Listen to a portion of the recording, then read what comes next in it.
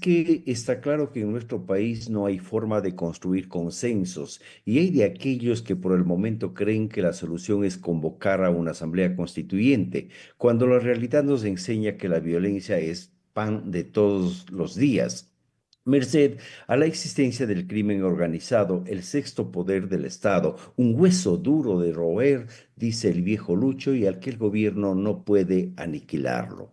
Los ojos y los oídos están puestos en el presidente electo y su discurso del 24 de mayo.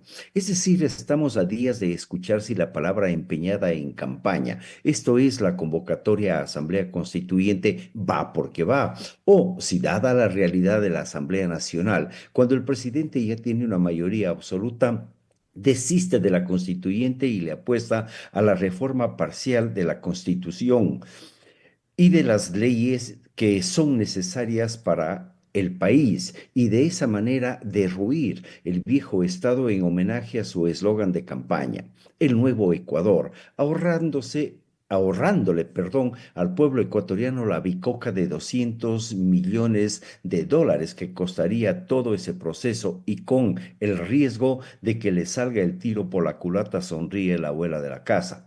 Y es que los perdedores están con la sangre en el ojo. La necesidad de una asamblea constituyente en Ecuador debe responder a la existencia de condiciones políticas, sociales e institucionales del momento.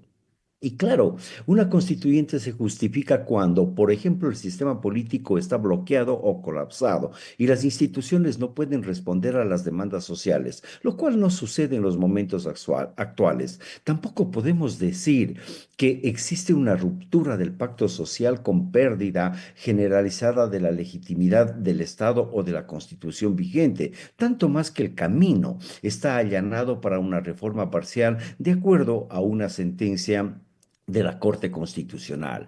¿Acaso Ecuador requiere una nueva arquitectura institucional? Por ejemplo, nos viene a la mente algo que se ha venido hablando, un cambio de régimen político, como poner los ojos en el federalismo. Por ejemplo, ilusiones de perro capón, dice la abuela de la casa, ya que esa aspiración no está en el discurso presidencial.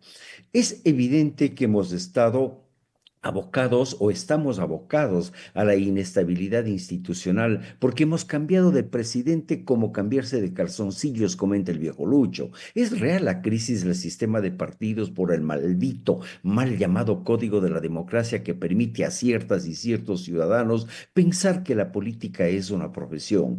Por supuesto que existe un debilitamiento del Estado de Derecho porque no hay independencia judicial, porque la Fiscalía General del Estado aún no consigue autonomía, porque el poder político tiene vocales en el Consejo de la Judicatura, porque existe corrupción y penetración del crimen organizado en todas las instituciones del Estado. Verbigracia, las últimas denuncias contra servidores de las Fuerzas Armadas involucradas en el cometimiento de delitos comunes, lo que conlleva el deterioro agudo de la seguridad interna que ha minado la confianza ciudadana de las instituciones.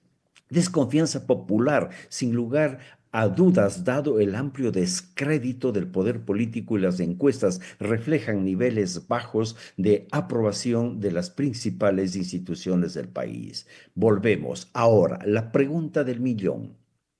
¿Una asamblea constituyente resolvería todo esto?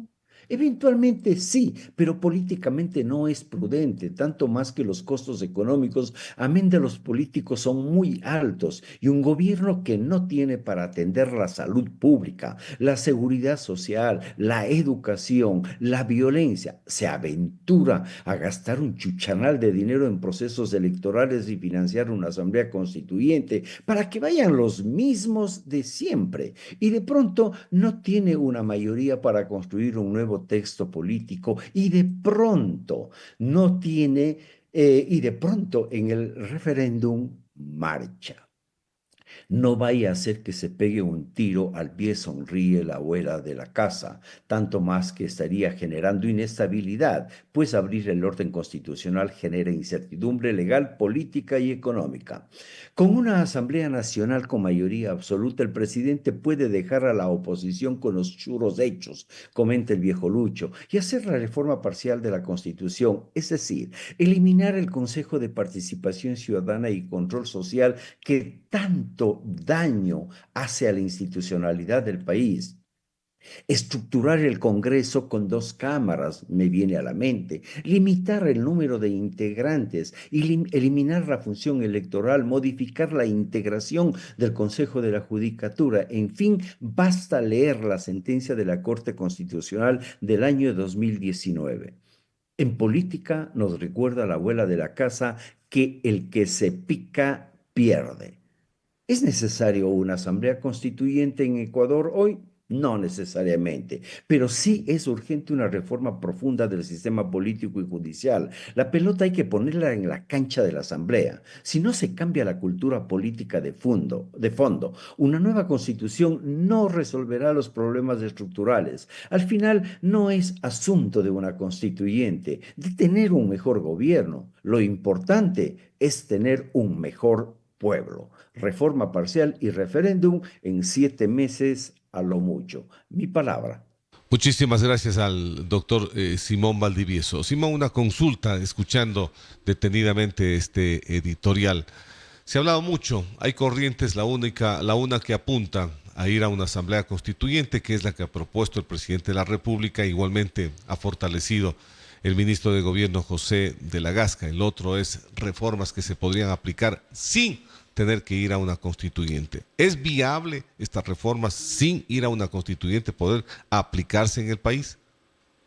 Sin lugar a dudas, Rubén, muchas gracias por la pregunta y yo pienso que este es un tema de los que de alguna manera estamos vinculados tanto en lo político como en el tema constitucional. Existe un consenso, he leído y he escuchado a juristas especializados en materia constitucional que ese es el camino, tanto más que existe, como había manifestado en el editorial, una sentencia del año 2019 que fue ponente la ex jueza, la doctora Corral, ella, Ponce Corral, perdón, ella fue la que eh, fue la ponente de esa sentencia de la Corte Constitucional que nació sobre la base de una consulta ciudadana, varios ciudadanos que plantearon esto a la Corte Constitucional y obviamente lo aprobó en esos términos. Algunos de los puntos los había señalado, pero son amplios de donde el presidente podría valerse para evitar ir a una constituyente. Usted decía, Rubén, una cuestión que me pareció interesante. El discurso del presidente, entendamos que la oferta de una constituyente nace sobre la base de una campaña electoral. Es decir, en la campaña, en la segunda vuelta, el presidente ofreció una constituyente con los argumentos que tenía. Le escuché a usted referirse al ministro y obviamente el ministro dijo que iban a una constituyente pero con una lectura equivocada, de tal suerte que ayer la Corte Constitucional emitió un dictamen en donde desbarata la posibilidad del ministro de hacer una constituyente con una junta de notables, entre comillas, porque la constituyente está regulada en la Constitución y debe someterse a un proceso no es otro que un proceso de participación ciudadana para que emerja un nuevo texto político. Perfecto, nos ha quedado muy claro. Gracias, Simón. Un buen fin de semana. Buenos días. El mejor para ustedes. Buen día. Gracias, ha sido el doctor Simón Valdivieso en este espacio informativo. Vamos a hacer una pausa. Al retorno continuamos con la hora clave y nuestros invitados. ¿Sabías que en la W hacemos públicas tus denuncias?